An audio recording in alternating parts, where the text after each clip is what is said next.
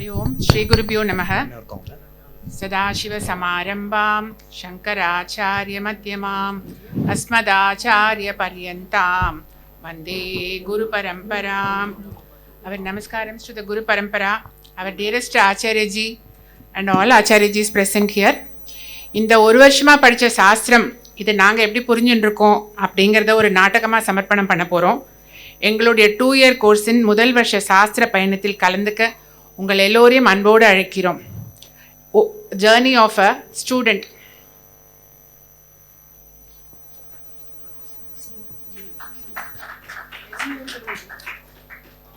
Scene number 1. கேனோபனிஷத்துல திருஷ்ய பிரக்ரியா படித்தோம். முண்டக உபனிஷத்துல காரியகாரண பிரக்ரியா படித்தோம். தக்ஷணாமூர்த்தி ஸ்தோத்திரம் சத்யாமித்ய விவேகத்துல தொடங்கினது. இரு என்ன பண்ணிட்டு இருக்க? இதெல்லாம் 1 yearல படிச்சோமே. ஆமாம்மா, இதெல்லாம் போன வருஷம் படித்தோம். என்னன்னு புரிஞ்சுது, ஆனால் எப்படி கனெக்ட் பண்ணுறதுன்னு ஒன்றும் புரியலையே. ஆச்சாரியாஜி 2 year கோர்ஸ் ஆரம்பிச்சிருக்கா. வெயிட் பண்ண, அதை அட்டன் பண்ணி பார்ப்போம், கண்டிப்பாக புரியும். ஓ, அப்படி சொல்றியா? சரி, ஓகே, கண்டிப்பாக அட்டன் பண்ணுறோம். வா போகலாம். Scene number 2.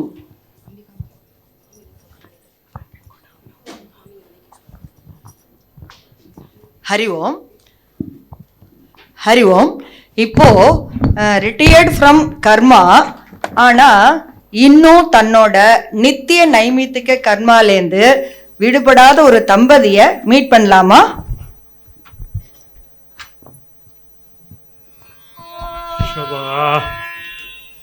மணி பௌர்ணமி ஹலாச்சு. இன்னி நிச்சய கர்மாவும் பூஜையும் முடிச்சு, வியாச பூஜை முடிச்சு, குருவுக்கெல்லாம் நமஸ்காரம் பண்ணிட்டு வரதுக்கே இவ்வளோ நேரம் எடுத்து, இதில் நம்ம சுற்றி என்ன நடக்குதுன்னு தெரிய மாட்டேங்கிறது. நேரம் ஆயிடுறது. பத்மா, நீ பேப்பர் கொண்டா, என்ன நடக்குதுன்னு பார்க்கலாம்.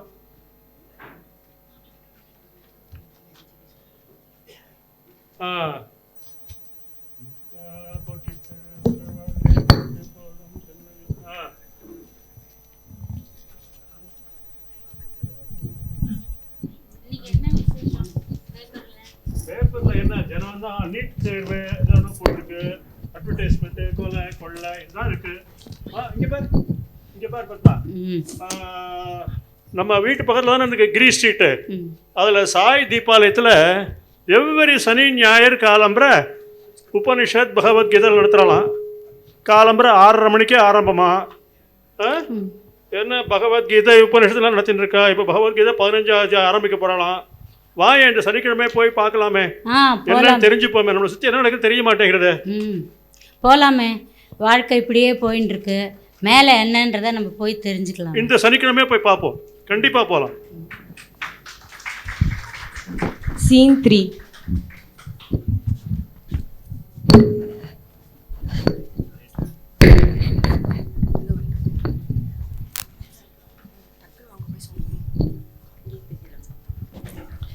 Self motivation, self improvement course, meditation, எதையும் விடாத ஒரு ஐடி எம்ப்ளாயி. ஹரி ஓம். இந்த கோர்ஸு, அந்த கோர்ஸு, மெடிடேஷனு, புக்ஸு, வீடியோஸு எல்லாம் பார்த்தாச்சு. இன்னும் என்ன பண்ணுறதுனே தெரில. என்னவோ மிஸ்ஸிங் மாதிரியே இருக்குது, ஏதோ தேடிகிட்டே இருக்க மாதிரியே இருக்குது. இந்த கீதா உபநிஷத்துலாம் சொல்கிறாளே, இதெல்லாம் என்ன தான் சொல்கிறது? அதெல்லாம் தெரிஞ்சுக்கணும்னு க்யூரியாசிட்டியாக இருக்குது. ஹரி ஓம். ஹரி ஓம். என்னப்பா ராஜேஷ், காலங்காத்தால ரொம்ப டல்லாக பேச ஆரம்பிச்சிட்ட, தனியாக பேசின்னு இருக்க? அப்படிலாம் இல்லை ஜி, நிறைய ஸ்பீச்லாம் கேட்பேன் ஜி, ஆனால் மனசில் ஏதோ ஒரு தேடல் இருந்துக்கிட்டே இருக்கு ஜி. ஒரு பக்கம் அத்வைத்தத்தில் உலகம் இல்லைன்னு சொல்கிறது, ஆனால் எனக்கு அதெல்லாம் உண்மை மாதிரியே இருக்குது. இன்னொரு பக்கம் பார்த்தீங்க அப்படின்னா எதுவுமே நிலைச்சே இருப்பது இல்லையா ஜி. ஆமாப்பா, ஒரு ஹேர் டை பண்ணால் கூட கொஞ்ச நாள் தான் இருக்குது. ஆமாம் ஜி, இன்றைக்கி ஒரு விஷயம் இருக்குது, நாளைக்கு அந்த விஷயம் இல்லாமல் இருக்குது. ஆமாம், நீங்கள் ஏதோ கிளாஸ் போகிறீங்களே வீக்கெண்டு, அங்கே என்ன சொல்லி தருவா? எனக்கு கொஞ்சம் தெரிஞ்சுக்கணும் போல இருக்குது. இந்த வீக்கெண்டை உன்னை ஃப்ரீயாக வச்சுக்கோ, என்னோட சேர்ந்து வா, எங்கள் ஆச்சாரியஜியை பாரு, கிளாஸ் அட்டன் பண்ணு, அப்புறம் உனக்கே எல்லாம் விளங்கிடும். ஒரு தடவை வந்தால் எல்லாம் உனக்கு புரிஞ்சிடும், உன்னுடைய குழப்பம் எல்லாம் தீர்ந்து போயிடும். ஓகே ஜி, கண்டிப்பாக போவோம்.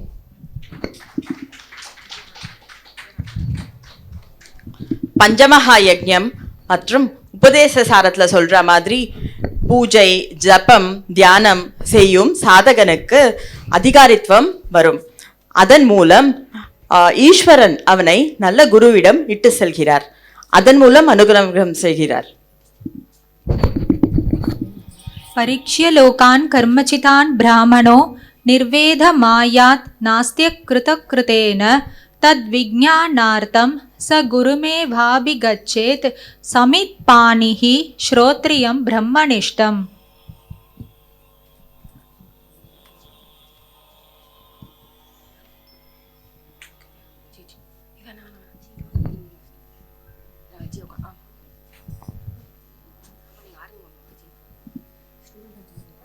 இந்த சாதகர்கள் குருவை கண்டு கொண்டனர். இப்பொழுது நடைபெற்று கொண்டிருக்கிறது. இந்த சாதகர்கள் குருவை கண்டு கொண்டனர். சாஸ்திர படிப்பு தொடர்ந்து நடைபெற்று கொண்டிருக்கிறது.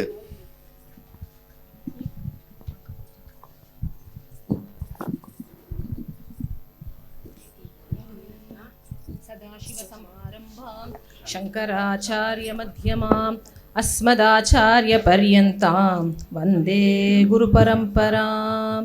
हरिः ओम श्री गुरुभ्यो नमः. हरिः ओम. இதுவரை வேதாந்த சாரத்தில் ஆச்சாரியர் சதானந்தர் என்ன சொல்லிட்டு இருந்தார்? முதல் அத்தியாயத்தில் உபோத்காத பிரகரணத்தில் 3 தலைப்பில் விளக்கின்னு இருந்தார் இல்லையா? முதல் மங்களாச்சரணம் சொன்னார். அப்புறம் அனுபந்த சதுஷ்டயம் அப்படிங்கிறத சொல்லி அதில் அதிகாரின்னா யார் அப்படிங்கிற மாதிரி சொல்லி அவருக்கு என்னென்ன வேணும், சாதன சதுஷ்டயம் நம்ம படித்தோம் இல்லையா, அது வேணும்னு சொன்னார். அப்புறம் 3வதாக குரு உபசதனம் அப்படிங்கிற தலைப்பில் முடித்தார். இப்போது 2வது அத்தியாயத்தில் சாமானிய அத்தியாரோப்பம் சொல்லித்தர போகிறார். 3வது அத்தியாயத்தில் விசேஷ அத்தியாரோப்பம் சொல்லித்தர போகிறார்.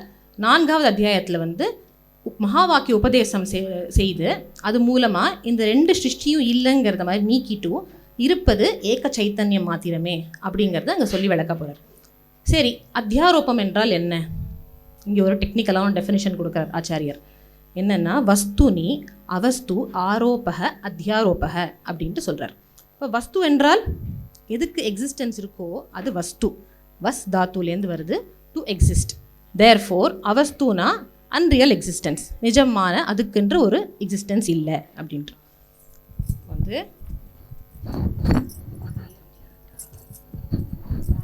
எடுத்துட்டோம்னா கோல்டு பேங்கிள் எடுத்துட்டோம்னா இதில் பேங்கிள்ங்கிறது தான் அவஸ்து. வஸ்து எது? தங்கம் தான் இல்லையா? இப்போது ஆரோபக என்றால் தோற்றம். இந்த இடத்துல என்ன ஆகுது? இந்த பேங்கிள்ங்கிறது கோல்டு மேலே ஒரு தோற்றம் கொண்டிருக்கு இல்லையா? அத்தியாரோப்பம்னா வஸ்துனி, வஸ்துவின் மீது, அவஸ்து ஆரோபக appearance of an unreal thing, அதாவது உண்மையான பொருளின் மீது உண்மையற்றது தோன்றுவது தான் அத்தியாரோப்பம். இதற்கு மேலே ஆச்சாரியர் என்ன சொல்கிறாங்கிறத ஒரு சின்ன பிரேக்கப்மாக பார்ப்போம். ஹரியோம். நமஸ்காரம் ஜி. நமஸ்காரம் ஜி, வாங்கோ. எப்படி இருக்கேள்? நல்லா இருக்கேன் ஜி. 2 வீக்ஸ் பிளான், அதனால் எக்ஸ்டெண்ட் பண்ணியிருக்கேன். கிளாஸ் அட்டென்ட் பண்ணி கேம்ப் முடிச்சுட்டு தான் போகிறேன் ஜி. Wonderful G, wonderful. பரிபூர்ண ஆசீர்வாதங்கள். அடிக்கடி வாங்குவோம் இந்த மாதிரி கேம்ப். கண்டிப்பாக ஜி, கண்டிப்பாக ஜி.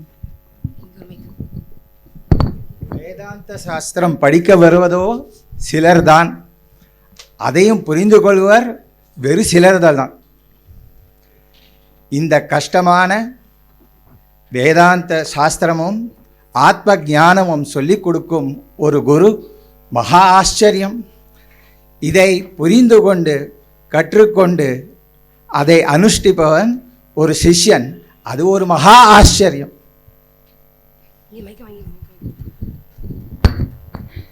ஹரிஓம் ஆச்சாரிய ஜி. ஹரிஓம் லோகேஷ், வா வா. இந்த இயர்லேருந்து நானும் கிளாஸ் ஜாயின் பண்ணலான்னு இருக்கேன். சூப்பர். ஃபஸ்ட்டு பகவத்கீதா கிளாஸஸ் கேட்க ஆரம்பி, சரியா? இப்போ ராஜேஷ் இருக்கான்ல, உன்னோட வாரம் வியாழக்கிழமை தட்சிணாமூர்த்தி பூஜை அட்டன் பண்ணணும். ஓகே, தட்சிணாமூர்த்தி ஈஸ்வர அனுகிரகம் சாஸ்திர படிப்புக்கு ரொம்ப ரொம்ப முக்கியமானது. அதனால் அதுவும் மேதா தட்சிணாமூர்த்தி அவரோட பூஜைக்கு வாரம் நீ போகிறதே ஒரு பெரிய தபஸ்.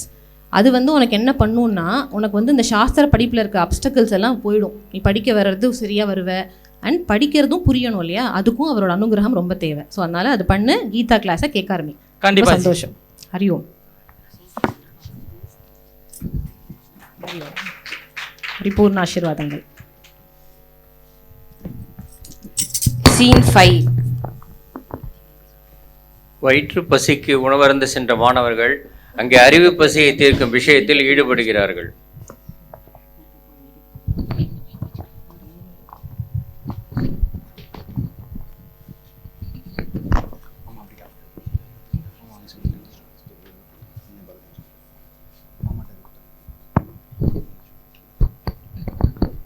அஜ்ஞானம்னு சொன்னால் எனக்கு முதல்ல ஞாபகம் வருது திருஷ்ய விவேகம் தான். ஆமாஞ்சி, அவ்வியக்த நாமரூபமாகிய அஜ்ஞானமும் மூலவஸ்துவாக சத்பிரமனும் தான் சிருஷ்டிக்கு காரணம். நம்ம எல்லாம் படித்தோம். தங்கத்திலிருந்து எப்படி பல்வேறு ஆபரணங்கள், பல்வேறு நாமரூபங்களாகிய ஆபரணங்கள் தோன்றுவது போல நம்ம சத்பிரமனான மூலவஸ்துவான சத்பிரமனிலிருந்தே இந்த ஜெகத் அனைத்தும் வெளித்தோற்றத்துக்கு வந்ததுன்னு படித்தோம். ரொம்ப நல்லா சொல்லு. Excellent G. தஸ்மாத் வா தஸ்மாத் ஆகாஷ சம்பூதஹ. இது ராஜேஷ்ஜி தான் பிரம்மானந்த வழியை தைத்திரிய உபநிஷத்தில் சொல்லியிருக்கா.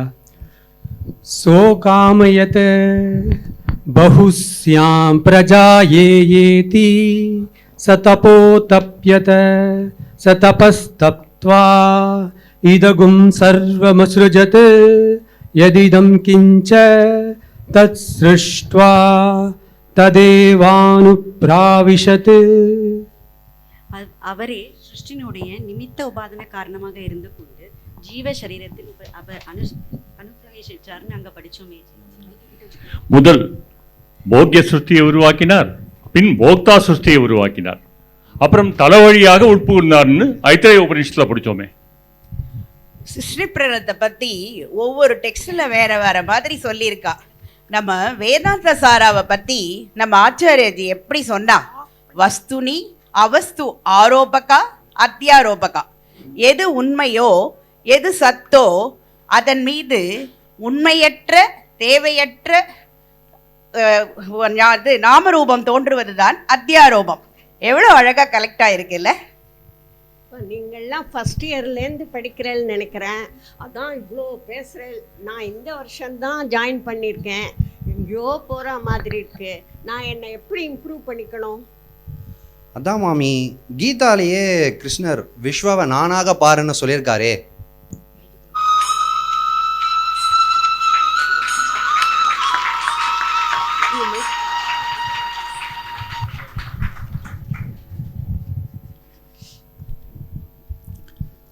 நானே ஜகத்தாக இருக்கிறேன். சூரியத்தின் வெப்பம் நானே. நானே மழையாக இருக்கிறேன். நானே உன்னுள் ஜாடராக்னியாகவும் இருக்கிறேன். விஸ்வத்தை நானாகப் பார். விஸ்வம் உருவாக்கப்பட்டது என்னால். விஸ்வம் நிலைத்திருப்பது என்னுள். விஸ்வம் ஒடுங்குவதும் என்னுள். நானே காலத் தத்துவமாகவும் இருக்கிறேன். நான் உன்னிலிருந்து ஒருபோதும் விலகி இருப்பதில்லை. இதை நன்கு புரிந்து கொள்.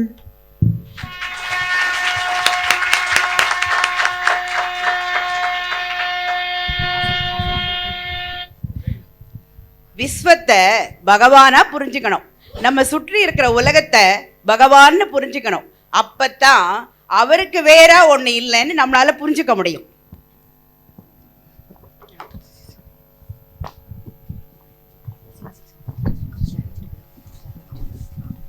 Scene 6 classroomல.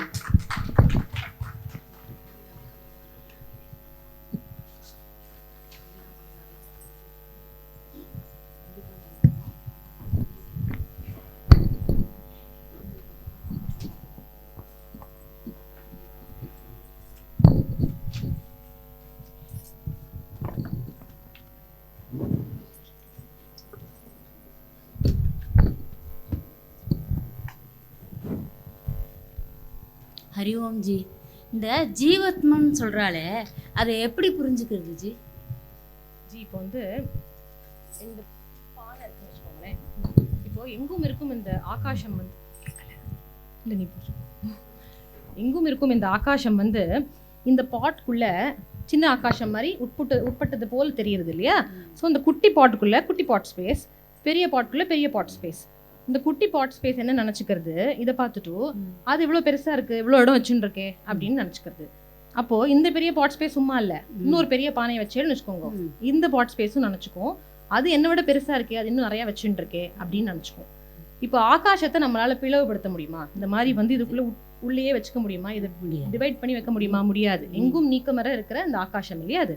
அதனால என்னன்னா இது உபாதிக்குள்ள உட்பட்டிருக்குன்னு நினைச்சுட்டு இருக்கு இல்லையா, அதுதான் அங்கே தப்பு. ஸோ அதே போல எங்கும் நீக்கமர இருக்க இந்த சைத்தன்யத்தை நம்ம வந்து சரீரம் மனதுக்கு உட்பட்டதுன்னு நினச்சிக்கிறோம் இல்லையா. அப்படி நினச்சிக்கிறனால நம்ம இந்த குட்டி பாட் ஸ்பேஸ் மாதிரி இன்னொருத்த பார்த்து இது இப்போ எப்படி இருக்குது, பெருசாக இருக்குது, சின்னதாக இருக்குது, நம்ம லிமிட்டடாக இருக்கும் அப்படின்னு நினச்சிக்கிறோம் இல்லையா. அதுதான் வந்து அங்கே தவறாக இருக்குது. அதனால சம்சார வயப்படுறோம். அதுதான் ஜீவத்வம் அப்படின்னு சொல்கிறாங்க.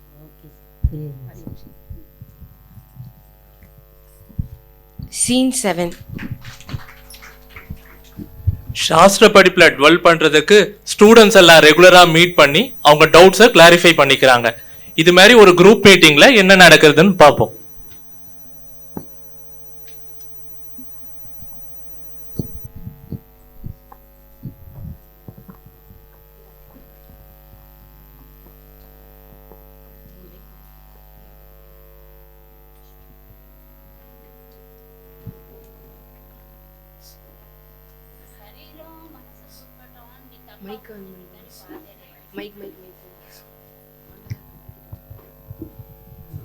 சரீரம் மனசு அதுக்கு உட்பட்டவன் நீ தப்பாக புரிஞ்சுட்டுருக்க அப்படின்னு ஆச்சாரியாஜி சொன்னான்.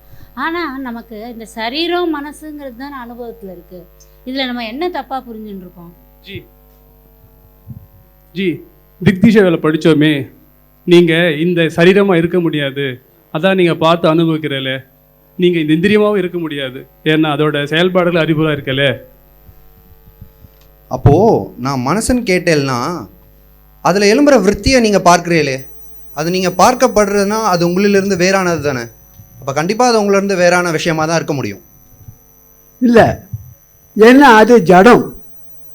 தாட்ஸ் வரும் போகும், ஆனால் அதை இலுமினேட் பண்ணுறது, ஒளிர்விக்கிறது, ஆக்டிவேட் பண்ணுறது சைத்தன்யம். அப்புறம் இந்த மனசு இந்திரியங்கள்லாம் திருக்காகவும் இருக்குது, திருஷ்யமாகவும் இருக்குது, பார்ப்பவனாகவும் இருக்குது, பார்க்கப்படும் பொருளாகவும் இருக்குது. ஆனால் சைத்தன்யம் திருக்காக மட்டுமே இருக்கு, அதுதான் நீ.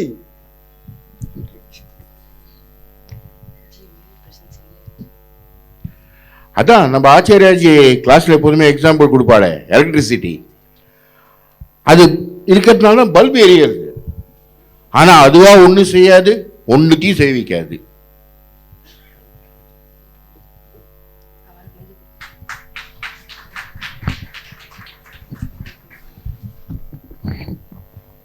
எல்லாமே இந்த சாட்சி சைதன்யமான ஆத்மாவை ஆசிரித்துள்ளது. சனித்யோ பலத்தி ஸ்வரூபோகமாத்மா.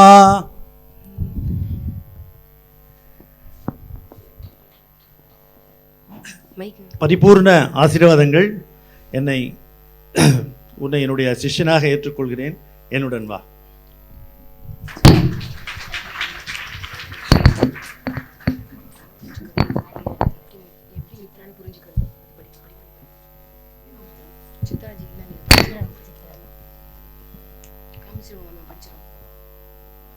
திருஷ்ய பிரக்கிரியால அனுபவத்திற்கு உட்பட்டது நான் இல்லை, அது அனாத்மான்னு புரிஞ்சுட்டோம். அது நல்லாவே புரிஞ்சிருச்சு. ஆனால் அந்த அனாத்மாவை எப்படி நான் நித்தியாத்வ நிச்சய ஞானம் பண்ணுறது? நம்ம இதுக்கு வந்து காரண காரிய பிரக்கிரியாவை யூஸ் பண்ணி தான் நம்ம இதை புரிஞ்சுக்கணும். முண்டகோபனிஷத்து, தைத்திரியோபனிஷத்துலலாம் படித்த மாதிரி அதில் வந்து ஆச்சாரியாஜி வந்து 4 ஸ்டெப்பு சொன்னால் அது ஞாபகம் இருக்கா? முதல் ஸ்டெப்பு வந்து காரியத்தை இன்ட்ரடியூஸ் பண்ணுறா, ஜகத் தான் காரியம். ரெண்டாவதாக காரணத்தை அறிமுகப்படுத்துகிறா, அது வந்து பிரம்மன் தான் காரணம். மூணாவதாக இருக்கிறச்சே காரியம் இல்லை, காரணம்தான் இருக்குது அப்படின்றோம். அதாவது தங்க வளையல் எடுத்துட்டோன்னா அதில் தங்கத்தை தோற்று வேற இல்லை, அந்த மாதிரி காரியம்னு கிடையாது, இருக்கிறது காரணம் மட்டுமே. 4வது ஸ்டெப்பில் வந்து காரியம் இல்லைன்னு ஆயிடுத்து, அப்போ காரணத்துக்கு காரணத்தோன்ற ஸ்டேட்டஸ் போயிடுறது இல்லையா. இந்த மாதிரி அத்தியாரோபாவத்தை யூஸ் பண்ணி மித்யாத்துவத்தை சொல்கிறது. சாஸ்திரம் என்ன பண்ணுறதுனாக்க ஜகத்தோட மித்யாத்துவத்தை அபவாதம் பண்ணி சத்தியத்தோட இதை வந்து அத்தியாரோபம் மூலியமாக சொல்லி நமக்கு வளர்க்குது. Okay G.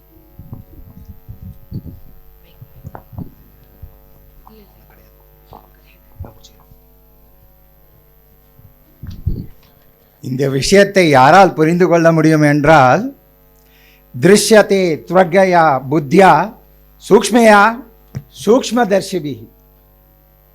அதாவது யாருக்கு ஷார்ப் இன்டெலெக்ட் இருக்கோ அவர்கள்தான் இதை கிரகிக்க முடியும் நச்சிகேதா.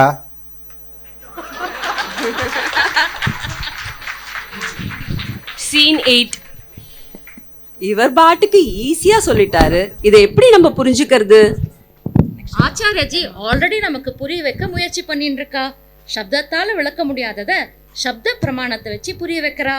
அது குரு மகிமா, சாஸ்திரத்தின் மகிமா அண்ட் குரு பரம்பராவின் மகிமா. ஆமா, குரு சாஸ்திரத்துக்கிட்ட தலையை கொடுத்துட்டோம்னா குரு சொல்றத கேட்டு நடந்தா போதும். ஸ்ரத்தாவுடன் உபதேசம் கேட்கிறவாளுக்கு ஞானம் கண்டிப்பா கிட்டும்னு கீதையில கிருஷ்ணர் சொல்லியிருக்கார். ஸ்ரத்தாவான் லபத்தே ஞானம்.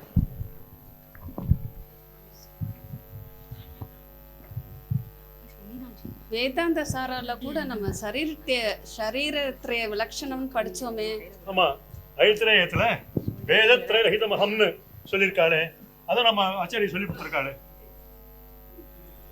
கீதையில கிருஷ்ணர் குணத்திரைய அதீதஹா அகம் அப்படின்னு சொல்லியிருக்கார்.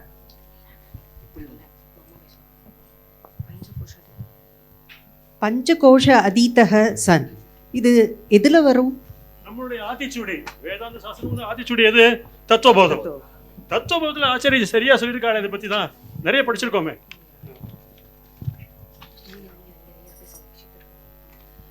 விஷயத்துக்கு வாங்கோப்பா. இப்படி எல்லாம் நம்ம பேசுகிறோமே, இதை நம்ம எப்படி புரிஞ்சுக்கிறது? அதாவது பஞ்சகாத்மாவாக விளங்கி கொண்டிருக்கும் நானே பிரம்மன் அப்படிங்கிற போது இந்த பஞ்சகோஷ விவேகத்தை பற்றி எதுக்காக நம்ம ப்ரீஃபாக டிஸ்கஸ் பண்ணணும்? உபனிஷத்தே அதில் சொல்லிடலாமே. மாமி, இது ரொம்ப இம்பார்ட்டன்ட் டிஸ்கஷன்.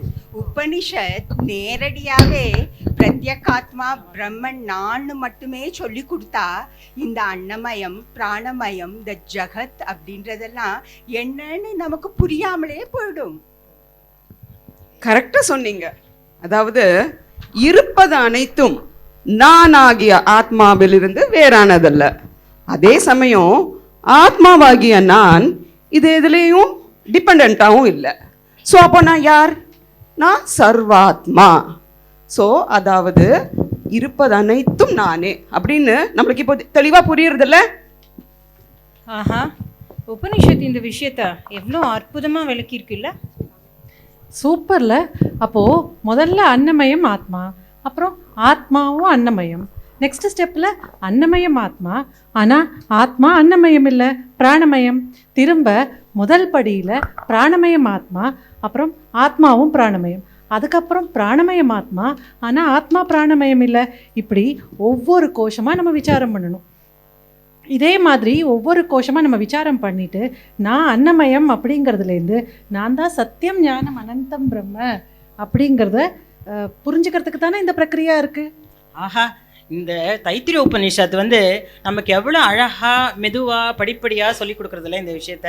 அதுவும் இந்த விஷயத்தை நம்மளுக்குள்ள மண்டையில் ஏறணுன்றதுக்காக நம்ம இந்த சம்பிரதாயத்துக்கும் இந்த ஆச்சாரியம் நமக்கு பாடுபடுறவர்களுக்கு நம்ம எவ்வளோ கடமைப்பட்டிருக்கோம் இல்லை? நிச்சயமா ஜி, இந்த உபசங்கிரமண ஸ்ருதியில் சொல்கிறா இல்லையா, ஒன்றை அடைவதற்காக மெல்ல மெல்ல நம்ம கடந்து சென்று அடையப்படுவதுன்னு சொல்கிறா. இதில் எனக்கு என்னென்னா, நம்ம ஒரு புழுவை மாதிரி மொள்ள மொள்ள நீங்கி போய் அடையணும்னா இது எப்படி நம்ம இன்ஃபர் பண்ணிக்கிறது? ரேவதி, உபசங்கிரமண ஸ்ருதியில உபனிஷத் என்ன விளக்க நினைக்கிறது அப்படின்னா, இந்த அன்னமயம் பிராணமயம் எல்லாமே பிரத்யேகாத்ம பிரம்மனாகிய என் மீது ஏற்றி வைக்கப்பட்டுள்ளது, ஆரோபிக்கப்பட்டுள்ளதுன்றதை உணர்த்துறதுக்காகத்தான் இப்படி சொல்லி தர்றது. நம்ம வேதாந்த சாராலையும் படிச்சோமே, வஸ்துனி ஆவஸ்து ஆரோபக அத்தியாரோபகன்னு. ஆக்சுவலா பிளவுபடாத அத்வைத சொரூபமான நானே பிரம்மன்னு நம்ம உணர்ந்துக்கிறதுக்காகத்தான் இந்த பிரயத்தனம். நானே அதிஷ்டானம், நானே சத்தியம். ஆஹா, இந்த மனசு உடம்பு எல்லாமே இன்ஸ்ட்ருமெண்ட்டு தான். ஆனால் நானாகிய சப்ஜெக்ட் இந்த இன்ஸ்ட்ருமெண்ட்டோட ரொம்ப க்ளோஸாக இருக்கேன் இல்லையா? ஆனால் இந்த இன்ஸ்ட்ருமெண்ட்டே நான் நம்பிட்டேனே, அப்படியே நான் எடுத்துட்டேனே ஆஹா, என்ன ஒரு விந்தை இது!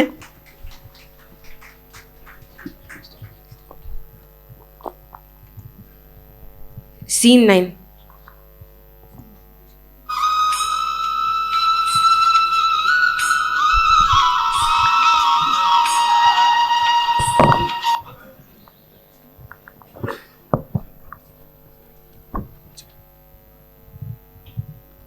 கிருஷ்ணா, க்ஷேத்திரம் என்றால் என்ன, க்ஷேத்ரஜம் என்றால் என்ன, என் நிஜஸ்வரூபம் என்ன?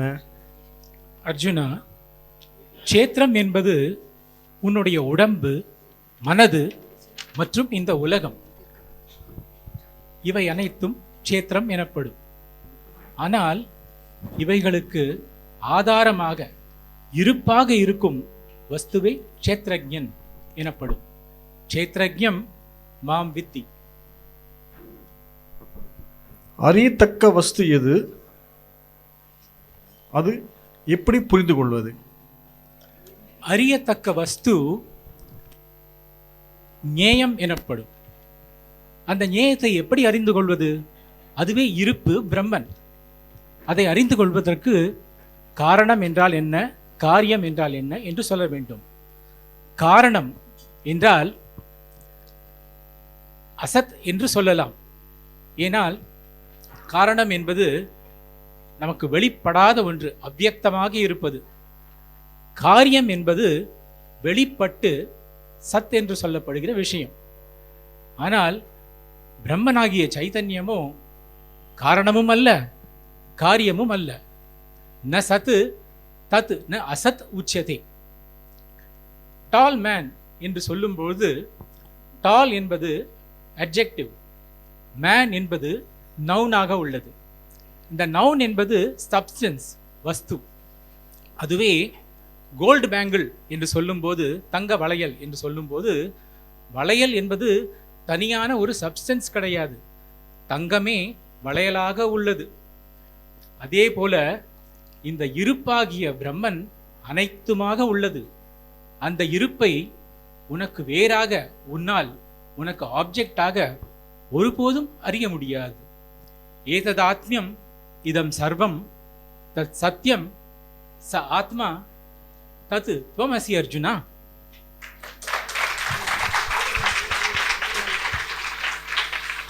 ஆகவே தத்பதத்தின் லட்சியார்த்தம் சத், தட் இஸ் எக்ஸிஸ்டன்ஸ். துவம்பதத்தின் லட்சியார்த்தம் சித், தட் இஸ் கான்சியஸ்னஸ். சத்தேவ சித் அண்ட் சித்தேவ சத். Scene 10. குரூப் டிஸ்கஷனில் மாணவர்களிடையே உரையாடல்.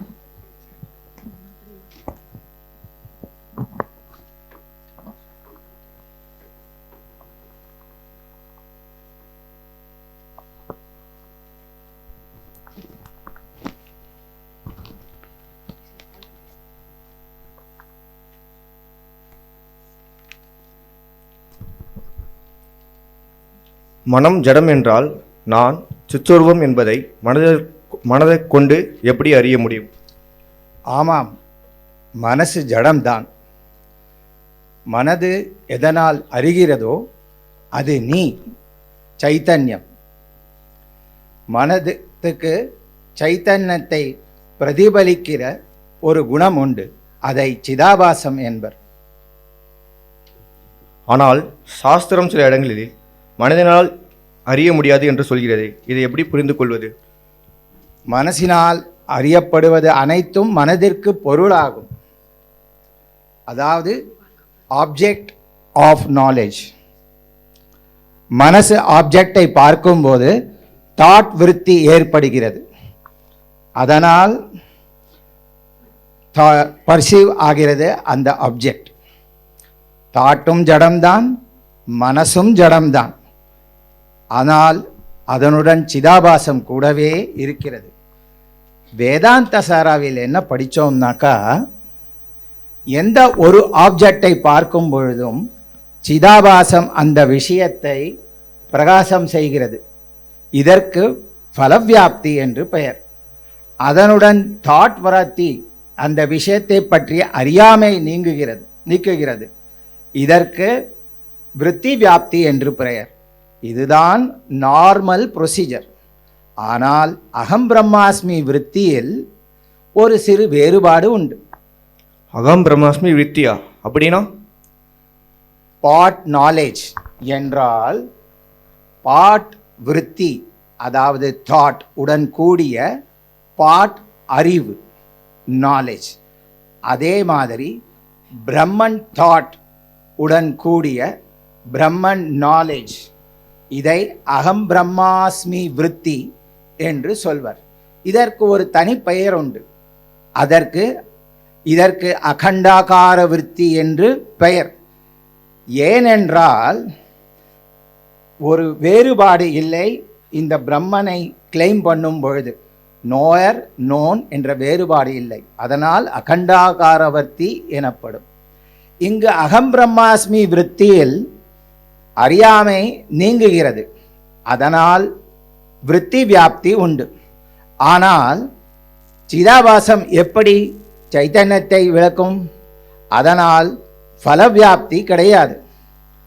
அதனால் சாஸ்திரத்தில் சில இடத்தில் மனத்தால் அறிய முடியும் என்றும் வேறு சில இடங்களில் மனத்தால் அறிய முடியாது என்றும் உபனிஷத் கூறுகிறது. இன்ஃபேக்ட் அகம் பிரம்மாஸ்மி விருத்தியில் ஃபலவியாப்தி இல்லை என்று சொல்வதை விட ஃபலவியாப்திக்கு தேவையில்லை என்று புரிந்து கொள்வதே சரி. ஹரி ஓம். புரிந்ததானே? Scene 11.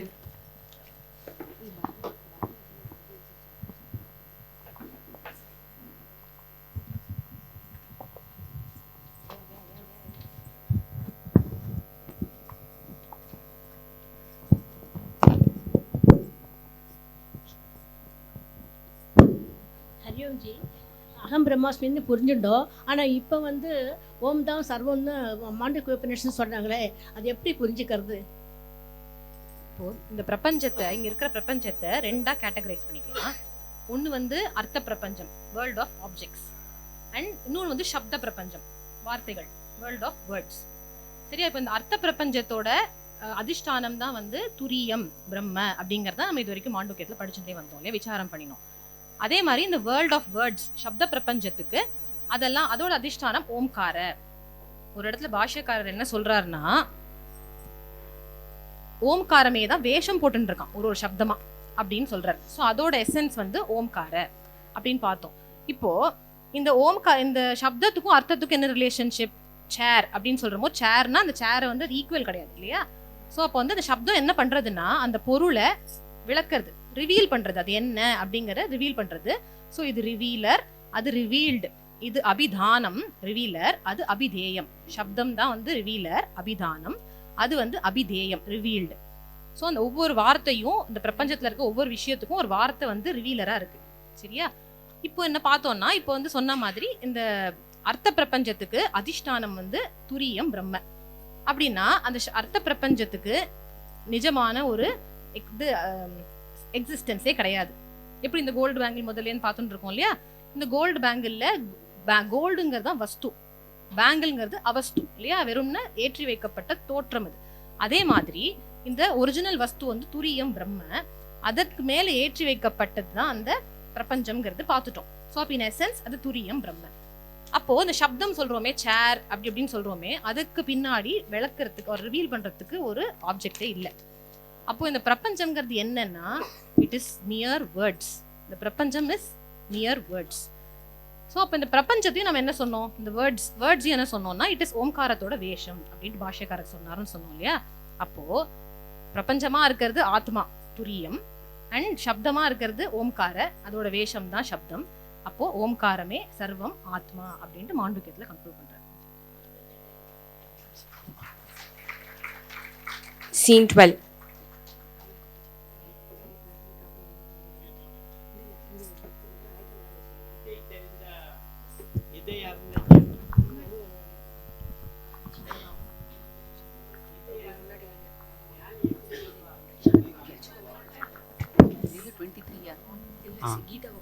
இதை அறிந்த ஞானி எப்படி இருப்பார்?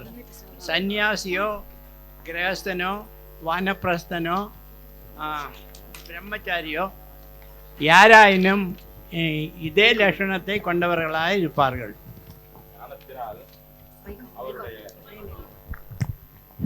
ஞானத்தினால் அவருடைய சஞ்சித கர்மாவானது முழுவதுமாக பொசுங்கி விடுகிறது. ஆகாமியம் ஏற்படுவதில்லை. பிராரப்தத்தில் அவர் ஆனந்தமாக வாழ்ந்து வருவார். ஏனெனில் அவர் சம்சாரத்தை கடந்தவர், தன்னுடைய நிஜஸ்வரூபத்தில் நிலைத்து இருப்பார். இதையத்தான் கீதையில 2வது அத்தியாயத்துல 55வது ஸ்லோகத்துல சொல்றது, ஆத்மன் ஏவ ஆத்மனா திருஷ்டக அப்படின்னு சொல்லிட்டு அதுல சொல்லுறது. அதாவது அந்த ஞானியாகப்பட்டவனுக்கு எந்த ஆசையும் இருக்காது, நல்ல வைராக்கியத்தோட தன்னில் தானே சந்தோஷமாகவும் சுகமாகவும் இருப்பார். சாதகனுக்கு இலக்கு முக்தி, ஞானிக்கோ தனக்கு வேறாக ஒன்றும் இல்லை. அவர் ஸ்வரூபமோ முக்தஸ்வரூபம். எல்லோரையும் போல் இந்த உலக நாடக மேடகையில் ஒரு கதாபாத்திரமாக செயல்படுவார். அப்படிப்பட்ட என்னோட ஸ்வரூபம் என்னவென்றால், நான்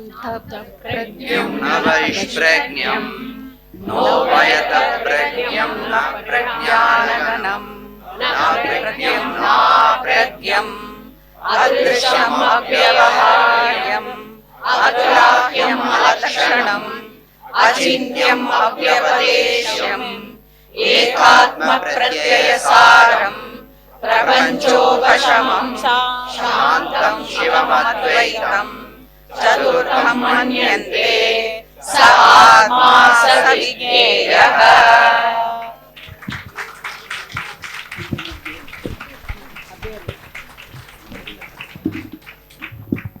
ஜெயா, உன் பசிலுக்கு இப்போ என்ன ஆச்சு? பசில்கா இப்போ வந்து என்ன புரிஞ்சுதுன்னா, சந்தேகங்கள்லாம் தீர்ந்து யார் ஒருத்தவா சாதனை பண்ணி அதிகாரித்துவத்தை வளர்த்துண்டு குரு சாஸ்திரத்துக்கிட்ட தலையை கொடுத்து ஆச்சாரியா கிட்ட ஸ்ரவணம் மனனம் பண்ணி இந்த சாஸ்திரத்திலேயே டுவெல் பண்ணிட்டு இருக்கிறேங்கிற மாதிரி உள்ள சாதகர்களுக்கு அண்டர்ஸ்டாண்டிங் பூர்ணமாகுது, நன்னா புரிஞ்சுது. சரி, இனிமே என்ன பண்ணணும்? விட்டு போன இடம்லாம் இருக்கே இன்னும் உன் பசில்ல, அதெல்லாம் இந்த செகண்ட் இயரில் உனக்கு சேரும். இப்போதான் ஆகம பிரகரணம் முடிச்சிருக்கோம். இன்னும் வைத்திய பிரகரணம், அத்வைத்த பிரகரணம், அலாத சாந்தி, கீதா முடிச்சு ஸ்வேதாஸ்வதர உபனிஷத், பிரஷ்ன உபனிஷத், பிரகரண கிரந்தங்கள்லாம் படித்தா நம்மளோட தந்தைகள்லாம் தீர்ந்து பரிபூர்ணமாக புரிஞ்சிடும் நமக்கு. ஓ அப்படியா? கண்டிப்பாக அப்போ இந்த இயர் கண்டிப்பாக கிளாஸஸ் அட்டென்ட் பண்ணுவோம். இவா 2 பேரோட சந்தேகம் மாத்திரம் இல்லை, நம்ம எல்லாருக்கும் இந்த சந்தேகங்களும் இப்போ தீர்ந்திருக்கும். ஆனால் ஒன்று, இந்த சாஸ்திரத்தை சொல்லித்தர ஒரு குருவால் மட்டுமே முடியும். கிருஷ்ணர் கீதையில் சொல்கிறார், உபதேக்ஷேந்தி தே ஞானம் ஞானினக தத்துவதர்ஷினக. அப்படி பகவான் சொல்கிற மாதிரியே உள்ள குரு நமக்கு கிடைச்சிருக்கார். அவருக்கு அனந்த கோட்டி நமஸ்காரங்கள். இப்போது ஒரு சின்ன சமர்ப்பணம். இங்கே இருக்கிற எல்லா ஆச்சாரியாஜிகளுக்கும் அத்வைத பாரதி ஸ்டூடெண்ட் சார்பில் ஒரு சின்ன சமர்ப்பணம். சமர்ப்பணத்தோட விஷயம், அம்மாவும் நீயே ஆச்சாரியாவும் நீயே. அம்மாவும் ஆச்சாரியாவும் எப்படி ஒன்றாக முடியும் அப்படின்னு கேட்டேன்னா, அம்மாக்களுக்கே உரித்தான ஒரு 4 விஷயத்தை பார்க்கலாம். முதல் விஷயம், அம்மாவால் தாங்கவே முடியாதது நம்மளோட பசி. நமக்கு பசிக்கிறது நம்ம உணர்றதுக்கு முன்னாடியே அம்மா நம்ம முகத்தை பார்த்தே கண்டுபிடிச்சிடுவா. நம்மளை வற்புறுத்தி உட்கார வச்சு நமக்கு வயிறார சாப்பாடு போட்டால் தான் அவளுக்கு திருப்தி. அதே மாதிரி தான் ஆச்சாரியாக்களும் என்ன பண்ணுறான்னா, நம்மளோட பசி ஆத்திரா. அது என்ன பசி அப்படின்னா, அது ஞான பசி. நமக்கு ஞான பசி இருக்குன்னு எப்படி தெரியறது அப்படின்னா, நம்ம எல்லாரும் எங்கெங்கேருந்தோ வரோம். விடிய கிளம்புற 4 மணிக்கு எழுந்துட்டு, சில பேர் 3:30 மணிக்கு கூட எழுந்துட்டு பஸ்ஸு, காரு, ட்ரெயின், ஆட்டோன்னு என்னென்னவோ பிடிச்சி கிளாஸ்க்கு வந்து உட்காந்துடுறோம், வீட்டை மறந்துடுறோம். சரி, கிளாஸில் வந்தால் என்ன கிடைக்கிறது அப்படின்னா, அது ஒரு பிக் பவுல் ஆஃப் பஞ்சாமிர்தம். அதில் வந்து கட்டை, கேனை, முண்டக்கை, தைத்திரியா அப்படிங்கிற கனிகளை போட்டு, பகவத்கீதா அப்படிங்கிற தேனை விட்டு, பகவத் பாதாளோட கிரந்தங்கள்ங்கிற கற்கண்டை போட்டு, அங்கங்கே கடிபடுற முந்திரி பருப்பு தான் நம்ம ஆச்சாரியா அங்கங்கே கொடுக்குற உதாரணங்கள். ஸோ இதெல்லாம் கேட்டதுனால நமக்கு பசி ஆறிடுதா அப்படின்னு கேட்டேன்னா, கிளாஸ் முடிஞ்சு பூர்ணமத பூர்ணமிதம் சொல்லிட்டு எழுந்துக்கிற போது மனசில் எத்தனை தெளிவு, உடம்புல எத்தனை எனர்ஜி, மனசும் வயிறும் ஒருங்கே நிறைஞ்சு போய் ஒரு பூர்ணத்துவம் உண்டாகிறது இல்லையா? அதுதான் அந்த பசி ஆறினத்துக்கான அடையாளம். ஸோ இந்த விஷயத்தில் பார்த்தேன்னா ஒவ்வொரு ஆச்சாரியாவும் நமக்கு ஒரு அம்மா தான். 2வது விஷயம் பார்த்தேன்னா, ஒரு வீட்டில் 2 குழந்தைகள் இருந்ததுன்னா ஒன்று ஒரு தினசாக இருக்கும். ஒன்று இந்த கால்குலஸு, ட்ரிக்னாமெட்ரி, அல்ஜீப்ரா எல்லாம் எனக்கு ஜுஜுபிங்கும். இன்னொன்று இருக்கும், அது எனக்கு அல்ஜீப்ரானாலே அலர்ஜிபா அப்படிங்கும். 30 மார்க்குக்கு மேலே வாங்காது. இந்த அம்மா இருக்கா இல்லையா, இந்த முதல் குழந்தை 90 மார்க் வாங்குற குழந்தைய 100 மார்க் வாங்க வைக்கிறதுக்கு அத்தனை பிரயத்தனம் போட மாட்டா. ஆனால் இந்த பாஸ் மார்க்குக்கு குறைவாக வாங்குற குழந்தைய எப்படியாவது பாஸ் மார்க்கும் அதை விட கொஞ்சம் கூடவும் வாங்க வைக்கணுங்கிறதுக்காக அத்தனை பிரயத்தனமும் போடுவா. அதே மாதிரி தான் நம்ம எல்லாரும் வேறு வேறு லெவலில் இருக்கோம். நம்ம கிளாஸ்லேயே பார்த்தேன்னா ஆச்சாரிய ஜெல்லப்போ ஸ்லோகம் சொல்ல ஆரம்பிக்கிற போதே அசோச்சியானன்வசோச்சஸ்துவம்னு ஆரம்பிப்பா. இவா சில பேர் இருக்கா கூடவே சொல்லின்னு வந்து நானுஷோச்சந்தி பண்டிதான்னு முன்னாடியே முடிச்சிடுவா. என்ன மாதிரி சில பேர் இருக்கும், ஆச்சாரிஜி சொல்கிற டோனை வச்சுட்டு, அதாவது டியூனோட சொன்னால் பகவத்கீதா, டியூன் இல்லாமல் சொன்னால் உபனிஷத் அப்படின்னு ஒரு கணக்கு போட்டுப்போம். ஸோ இந்த மாதிரி நாங்கள் எல்லோரும் வேறு வேறு லெவலில் இருந்தாலும் அவளுக்கு என்னவோ நாங்கள் எல்லோரும் ஒன்று தான். அவளை பொறுத்த வரைக்கும் no doubt is a silly doubt.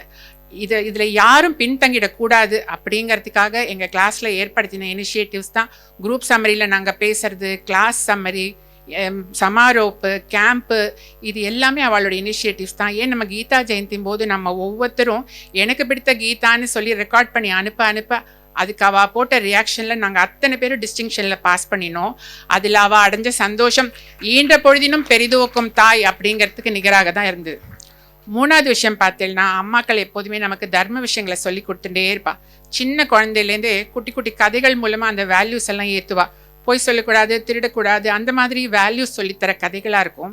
சிலது வந்து பக்தி கதைகளாக இருக்கும். துருவ சரித்திரம், பிரஹ்லாதன் கதை, அந்த மாதிரி உள்ள கதைகளை சொல்லித்தருவா.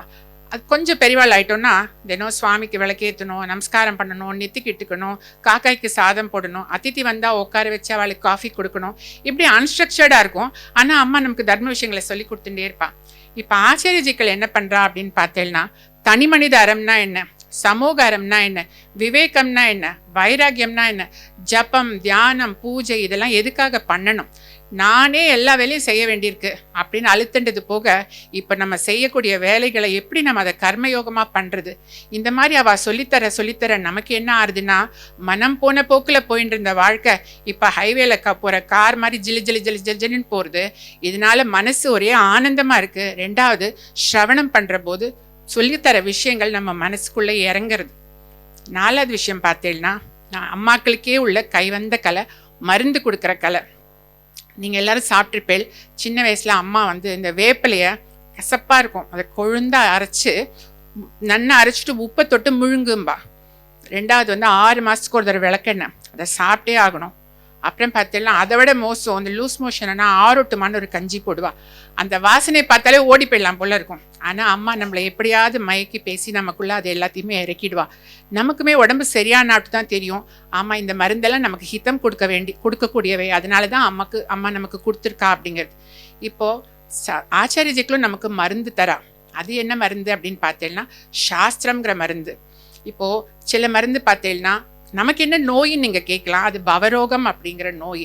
சில மருந்து பார்த்தா பஜகோவிந்த மாதிரி காரமாக இருக்கும், சில மருந்து பார்த்தீங்கன்னா நம்ம பகவத்கீதை மாதிரி இனிப்பாக இருக்கும். அது எந்த மருந்தாக இருந்தாலும் நமக்கே தெரியாமல் நமக்குள்ளே மெல்ல மெல்ல அவள் அதை ஏற்றிகிட்டே இருக்கா.